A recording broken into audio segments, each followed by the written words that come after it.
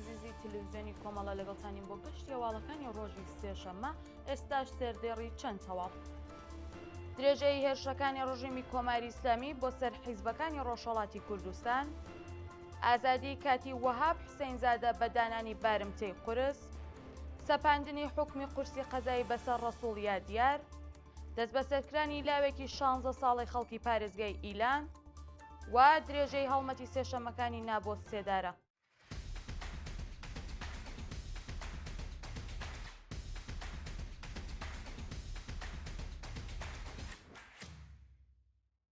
درێژەی هەواڵەکان. درێژەی هێرشەکانی ڕژیمی کۆماری ئیسلامی بۆ سەر حیزبەکانی ڕۆژهەڵاتی کوردستان.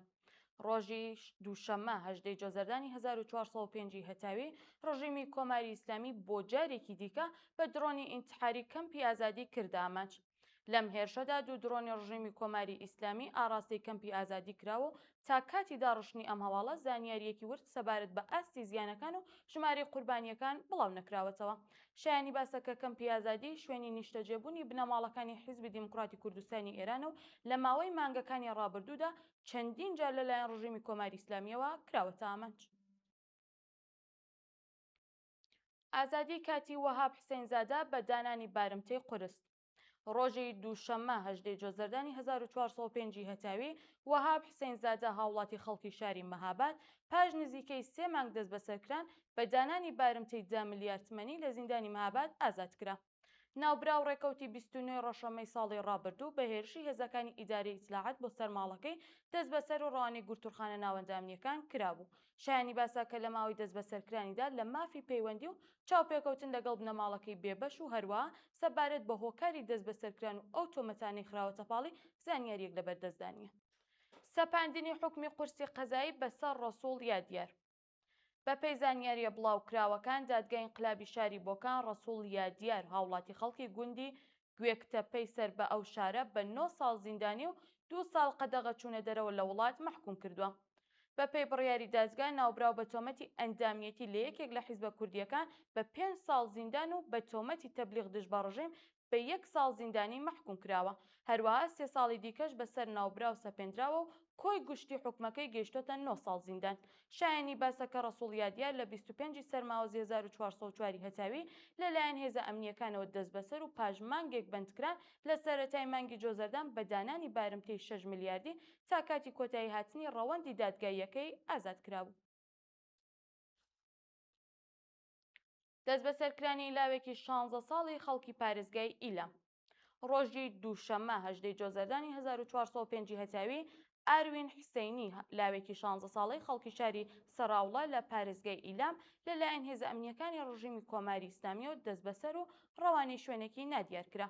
بە وتەی سەرچاوەکانی هەواڵ ناوبراو بە هێرشی هێزەکانی ئیتلاعاتی سپای پاسداران بۆ سەر ماڵەکەی باوکی دەست بەسەر و ڕەوانەی گورتوورخانە ناوەندامنیەکان کراوە. شایانی باسەکە سەرەڕای بە دوواداچوونی بنەماڵەکەی لەسەر دۆخی تەندروستی و شوێنی ڕاگررتنی تا کاتی داڕشتنی ئەم هەواڵە زانیاریەک لەبەردەستدانی و لە مافی دەڕاگەیشتن بە پارێزەری سەربەخۆ بێبەشکراوە. درێژەی هەڵمەتی سێشەمەکانی نابۆ سێدارە. ڕۆژی سێشەمە 19 جۆزەردانی 1405 هەتاوی بەندکراوانی بەشداربووی هەڵمەتی سێشەمەکانی نابۆ سێدارە لە 56 زیندانی ڕژیم دژ بە سەرکوت و سێداری بەندکراوانی سیاسی مانیان لە خواردنگر. بەشداربووان بە بڵاوکردنەوەی بەیاننامەیەک ئاماژە بەوە دەکەن کە بەتەنیا لە سەرەتای مانگی جۆزەردانەوە زیاتر لە 49 بەندکراو لە زیندانەکانی ڕژیمی کۆماری ئیسلامی لە سێدارە دراون و ڕۆژ بە ڕۆژ ئاماری جەنایەتەکانی ڕژیم بەرزتر دەبێتەوە. لە درێژەی بەیاننامەکەدا جەخت لەسەر ئەوە کراوەتەوە کە کاتی وەدیهاتنی داخوازیەکانیان ئازادی دەست بەجێ بە بێمەرجی بەندکراوانی سیاسی و عەقیدەتی و هەروەها هەڵوەشاندنەوەی حکمی سێداری هەموو بەندکراوان درێژە بە ناڕەزایەتیەکانیان دەدەن. ئازادی کاتی حەمید تیزوویان پاش چەندین هەفتە دەست بەسەرکران. بە پێی زانیاریە بڵاوکراوەکان حامید تیزوویان وێنەگری ژینگە و خوێندکاری ژینگەناسینی زانکۆی شەهید بەهێشتی پاش چەندین هەفتە دەست بەسەرکران بە دانانی بارمتە لە زیندان ئازاد کرا. بەپێی راپۆرتەکان ناوبراو چواردەی گوڵانی ئەم ساڵ لەلایەن هێزەکانی ئیدارەی اطلاعاتەوە لە شاری ساری دەستبەسەر و ڕەوانی زیندانی ئەو شارە کرابوو. هەروەها لە کاتی دەستبەسەری کرانیدا ژمارەیەک لە کەلوپەل و ئامێرە ئەلکترۆنیەکانی دەستیان بەسەردا گرتووە. شایانی باسە کە بەپێی راپۆرتەکانی پێشوو دەستبەسەرکراوی حامید تیزویان پەیوەندی بە بڵاوکردنەوەی بابەت و نووسینە ڕەخنامێزیەکانی لە تۆڕە کۆمەڵایەتیەکاندا هەبووە. دەست بەسەرکرانی 2406 کەس لەلایەن هێزەکانی ڕژیمەوە. بەپێی زانیاریە بڵاوکراوەکان وتەبێژی دەستگای قەزای ڕژیمی کۆماری ئیسلامی ڕایگەیاندووە کە لە چوارچەوەی جێبەجێکردنی یاسای بەرزکردنەوەی ڕێژەی سزای جاسووسی و هاوکاری لەگەڵ ئیسرائیل 3121 کەس لە سەرانسەری ئێران کەوتونەتە بەر لێکۆڵینەوەی قەزایی و 2406 کەسیان دەست بەسەرکراون. بە وتەی ئەزغەر جەهانگیر ئەو کەسانە بە چەندین تۆمەتی وەکو هاوکاری لەگەڵ ناوەندە ئەمنیەکانی وڵاتانی دژبەر، هەوڵدان بۆ تێکدانی ئەمنیەتی وڵات، چالاکی میدیایی دژ بە ڕژیم و هەروەها هەڵگرتن یا فرۆشتنی ئامێری ستارلینگ تۆمەتبارکراون. بێبەشکرانی 4 خوێندکاری زانکۆی خاجە نەسیری تووسی لە خوێندن. بەپێی زانیاریە بڵاوکراوەکان لیژنەی ڕۆشنبیری زانکۆی خاجە نەسیری تووسی 4 خوێندکاری ئەو زانکۆی لە خوێندن بۆ ماوەیەکی کاتی بێبەش کردووە.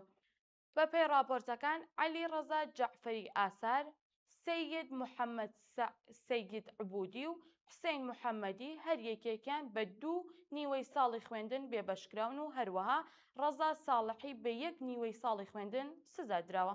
بەم شێوەیە کۆی گشتی سزاکانی ئەم 4 خوێندکارە گەیشتوەتە 7 نیوەی ساڵی خوێندن.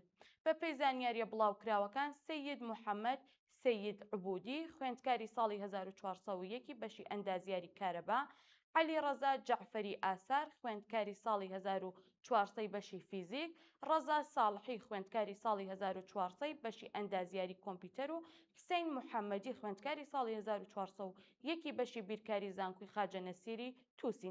شایانی باسە کە تا ئێستا هیچ زانیاریەکی فەرمی سەبارەت بە هۆکاری دەرکردنی ئەم بڕیارانە بڵاو نەکراوەتەوە. گواستنەوەی بەندکراوێکی سیاسی بۆ بەندی زیندانی تاوانە کۆمەڵایەتیەکان. بەپێی زانیاریە بڵاوکراوەکان بیبی زەهرا موسەوی بەندکراوی سیاسی تەمەن 21 ساڵ و خەڵکی فیرمان لە ڕۆژانی ڕابردوودا لە بەندی سیاسی زیندانی وەکیلابادی مەشهەد گواستراوەتەوە بۆ بەندی تاوانە کۆمەڵایەتیەکان. بەپێی راپۆرتەکان ناوبراوسی بە فرامباری 1404 هەتاوی و هاوکات لەگەڵ شەپۆلی نوێی دەستبەسەرکرانی ناڕازیان لە ئێران لەلایەن هێزانامنیەکانی ڕژیمەوە دەستبەسەر و سەرەتا بۆ بەندی قەرەنتینە و دواتر بۆ بەندی یەکەی ژنانی شوێنی ڕاگررتنی زیندانیانی تاوانە کۆمەڵایەتیەکان و ماددە هۆشبەرەکان گواسترایەوە. ئەم گواستنەوەیە نیگەرانی بنەماڵە و نزیکەکانی سەبارەت بە ئاسایش و تەندروستی ناوبراو زیاد کردووە. ناڕەزایەتی کرێکارانی شیرکەتی تولیپرێسی قەزوین. ڕۆژەی ڕابردوو نزیکەی 108 کرێکاری شیرکەتی تولیپرێسی لە پارێزگای قەزوین پاش کۆتایی هاتنی چالاکیەکانی ئەو شیرکەتە دژ بە خراپی دۆخی ژیان و مەعیشەتیان ناڕەزایەتیان دەربڕی. بەپێی راپۆرتەکان چالاکانی شیرکەتەکە لە مانگی ڕەشەمەی ساڵی ڕابردوو بە بیانووی کەمی سەرچاوە داراییەکان و کۆتایی پێهاتن و کرێکاران ئاماژە بەوە دەکەن کە جگە لە بێکاری بۆ ماوەی 6 مانگە حەقدەسەکانیان وەرنەگرتووە. لە درێژەی ناڕەزایەتیەکاندا کرێکاران خوازیاری پێکدانی حەقدەس و مەزایەت دواخراوەکانیان و گەڕانەوەیان بۆ سەرکارەکانیان و هەروەها بایەخدانی ڕژیم بە ژیانی کرێکاران بوون. دوایین هەواڵ گەمارۆی نوێی یەکێتی ئوروپا دژ بە ڕژیمی کۆماری ئیسلامی. بەپێی دوایین هەواڵەکان یەکێتی ئوروپا ڕۆژی دووشەممە 18 جۆزەردان ڕایگەیاند کە 2 کەس و 1 دامەزراوی پێویست بە ڕژیمی کۆماری ئیسلامی خستووەتە ناو لیستی گەمارۆکانی خۆی. بەپێی ڕاگەیاندنی یەکێتی ئوروپا ئەم گەمارۆیانە بەهۆی هەڕەشەکردن لە ئازادی هاتوچووی دەریایی و ئاسایشی ڕێڕەوی کەشتیوانی لە تەنگەی هۆرمۆز سەپێنراوە و هەروەها یەکێتی ئوروپا ئاماژەی بەوە کردووە کە ئەمە یەکەم جار نییە لە چوارچێوی مکانیزمی نوێی گەمارۆکاندا هەنگاو دژ بە ڕژیمی کۆماری ئیسلامی هەڵدەگیرێت. شایانی باسە کە پێشووتر وەزارەتی خەزانەداری ئەمریکاش گەمارۆی نوێی بەسەر چەند کەس و دامەزراوەیەکی پێویست بە ڕژیمی کۆماری ئیسلامیدا سەپاندبوو. بینەرانی خۆشەویست هەواڵەکانمان پێشکەشکردن هەر شاد و بەختەوەر بن.